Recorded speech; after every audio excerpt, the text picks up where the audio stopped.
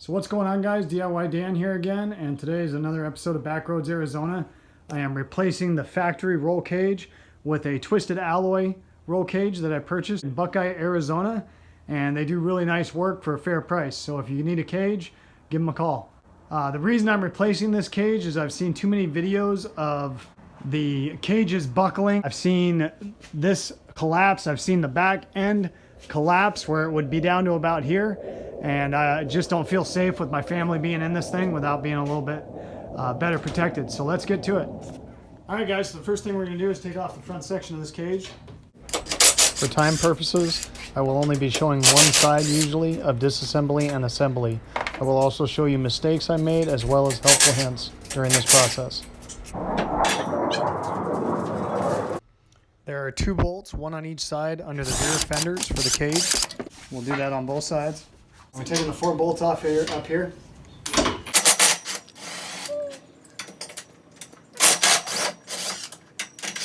Okay, now we're taking the 4 bolts off here.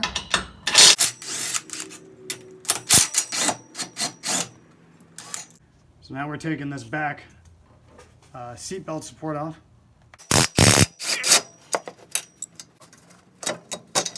Now we're taking off the back brackets for the roll cage where it mounts to the frame here.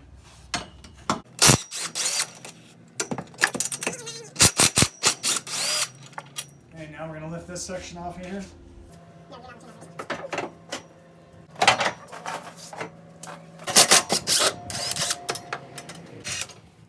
And now we're going to take this off. So with these plastic clips, you get a flathead screwdriver and pull them out just a little bit. And if you don't have an actual clip removing tool, the next best thing is a pair of dikes. And you just barely squeeze to get it over it and then pull it out. Now up top, we got 2 T27 bolts. Pop the lever in the back. We're going to move the seat forward. Since the harnesses are still connected, I'm just going to kind of hold it out of the way for now.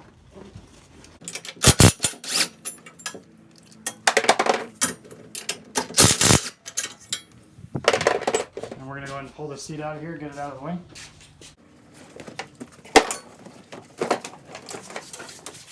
All right, so we're going to have to pull these doors off. So there's a little C-clip here.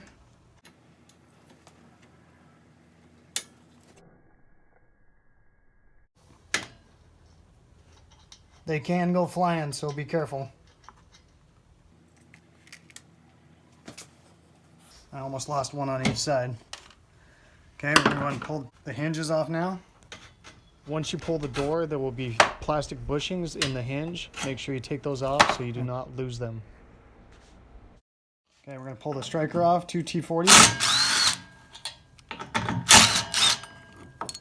Okay, and then you have these 2 plastic clips here. I'm just using my dikes because I can get right underneath them. Barely squeeze. You can use it for the bottom too. I'll do this one over here. Now we're taking this 225 off right here. And this trim piece will come off. I'm using the T40 to pull these off. I'm just going to pull those 2, and we can get to the nuts and bolts to pull this part of the cage off. This is a 15 and an 18 millimeter.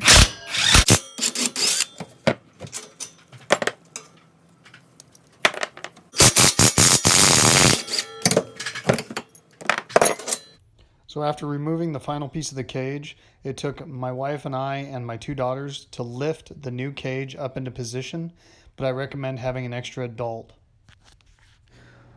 So you're going to want to use an alignment bar or some kind of object like a big Phillips screwdriver to help you line these holes up, and you're going to want to get every bolt in and nut started before tightening them all down.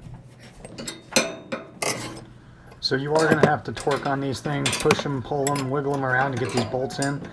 There's no way they can ever perfectly match up with a new cage. I'm going to suck it down a little bit so it gets that side closer.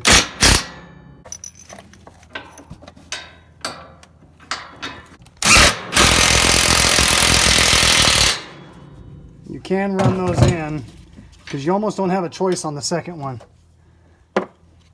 because you can use a heel bar or alignment tool to line the first one up, but if the second one's not going, usually it's close enough where you can run it in and it should be all right. All right, so we actually pulled these two little screws out here. It makes it access the roll cage a little bit easier. You can also use the gun if they're close. I only recommend doing this if they are close to going. So after you get all the bolts in with all the nuts on, just tighten them all down.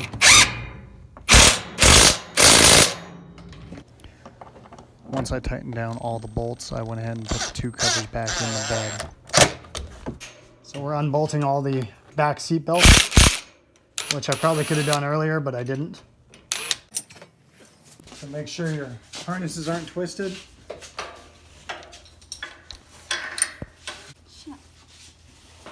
Finish tightening those up, and then I put the front seats back in. So you want to make sure your seat belts aren't twisted.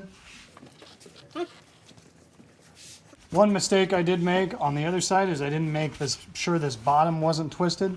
So we had to take the trim all back off of that side. So make sure this is not twisted when you put that bottom bolt in. So I'm drilling these holes because I wanted to put the rubber back on this. And then I'm adding a little bit of lubrication here just so these are kind of self-tappers, but they've already been done once or twice, so I don't want them stripping out or breaking.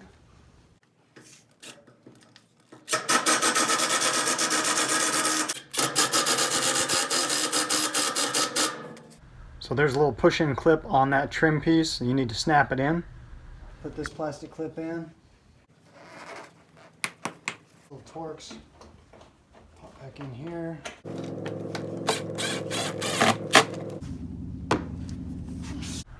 So there was a drill hole that was missed. I don't know if it was intentional or not, but it wasn't a big deal. Just had to line it up and then drill my own hole.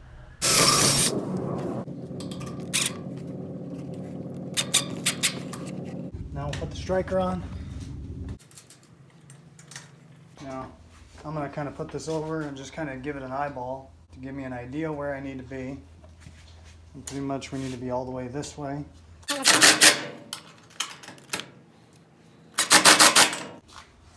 I'm going to take this over so we can kind of see that we're still off a little bit, and I'm pulled all the way back. So if that happens to you, you want to loosen the 4 bolts on the door, and you can adjust where it's going to hit the striker.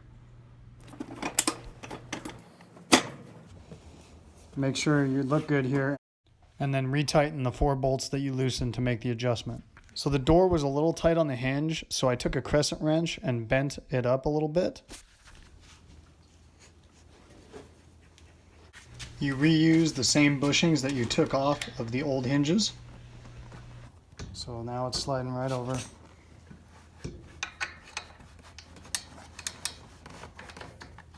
Okay, just get that one started. I need to bend this one a little bit too.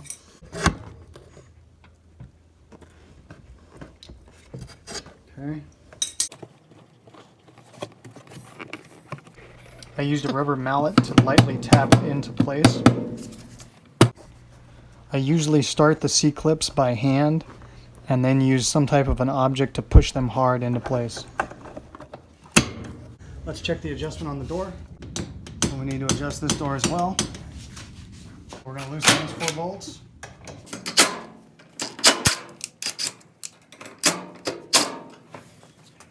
Okay, close the door.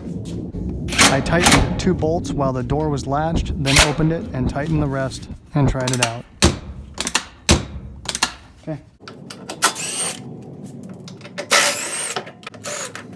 Now these have a 18mm on the back side and the front. So I'm using this clamp, but you could have another person do it as well. Just kind of straightening that out, holding that tire. So there's no tension on this. I do have a jack underneath it to be supporting the weight as well.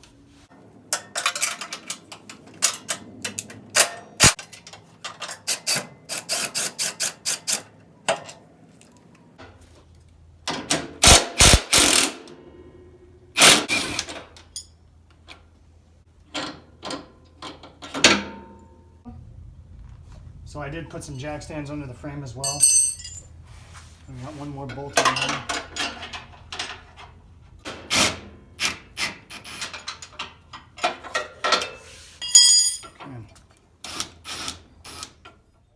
So I did set the rear part of the cage up there, and I started these 2 bolts. Not even worried about tightening down right now. I want to leave it loose until I get the other side in, but that way there's no way it can fall.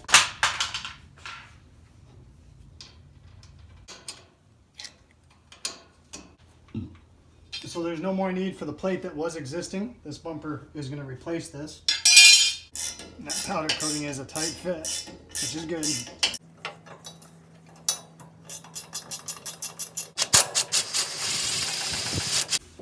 Pull. Oh, right there. A little bit more. Good job. Okay. Okay, so we're using the clamp here to spread it. There it goes. So now all we got to do is tighten these up. I used a spreader clamp to help out, or you could have somebody pulling on the tire to help you get it lined up. I had taken the jack out, but don't take the jack stands out until you're done tightening all the bolts. Once I finished locking down those 4 bolts, I went where the 2 parts of the cage connect, and I went ahead and tightened those bolts up as well. So I'm putting a little bit of blue Loctite on these because it doesn't have a lock nut or anything. And being as though it is safety related, just as an extra precaution to make sure these don't back out. I'm glad I took it out of my way. That would have been a pain without taking this out of the way. So there's the finished product, guys. Came out really good. It did take quite a bit of tools, and I recommend at least 3 full-grown guys. We actually stabbed this cage with me, my wife, and my 2 daughters, but it would have been nice to have another adult to help muscle this thing in. But we did get it, and overall, it went fairly smoothly. I do recommend making sure you keep track of all your bolts with where they came out of. I got a little lazy on that, and it backfired on me a little bit. Had a couple bolts in the wrong place. So just good idea to keep them like in a little spot when you take them out right next to where they go. But besides that, it's all done, and hope you guys enjoyed this video, and hope to see you next time. Later.